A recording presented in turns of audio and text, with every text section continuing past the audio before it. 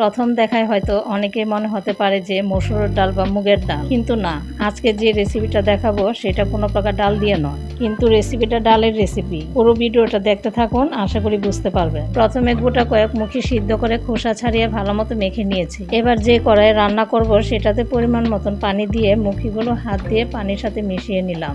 এখন চুলায় কড়াই চাপিয়ে দিয়ে তারপর আরো একটু পানি অ্যাড করে দিলাম। এখন স্বাদ মতন লবণ, হাফ চামচ হলুদ দিয়ে দিলাম। এখন দিয়ে দিব কেটে রাখা চালতা। এই মুখির ডালটা রান্না করতে হলে টক জাতীয় কিছু অ্যাড করলে খেতে আরো বেশি ভালো লাগে। চালতাগুলো সিদ্ধ হয়ে এলে ডাল বাগার দেওয়ার জন্য আলাদা কড়াইয়ে পেঁয়াজ, রসুন, শুকনো মরিচ, পাঁচফোড়ন ভেজে নিলাম। আপনারা ততক্ষণে সাবস্ক্রাইব করে ফেলুন। এত কিপটামি করলে কি হয়, আর মাত্র 4 জন বাকি 150 সাবস্ক্রাইবার হতে, তাই কিপটামি বাদ দিয়ে তাড়াতাড়ি সাবস্ক্রাইব করে ফেলুন। আমাদের ডাল বাগার দেওয়া শেষ। এখন দিয়ে দিব ধনিয়া পাতা কুচি আর চেরা কাঁচামরিচ। এখন মিনিট 5 নাড়াচাড়া করে তারপর নামিয়ে নিলেই হয়ে যাবে মুখির ডাল। যারা এখনো কোনো প্রকার ডাল ছাড়াই বানানো এই ডালের রেসিপিটা খাননি, তাড়াতাড়ি বাসায় ট্রাই করে ফেলুন। আশা করি সবারই ভালো লাগবে।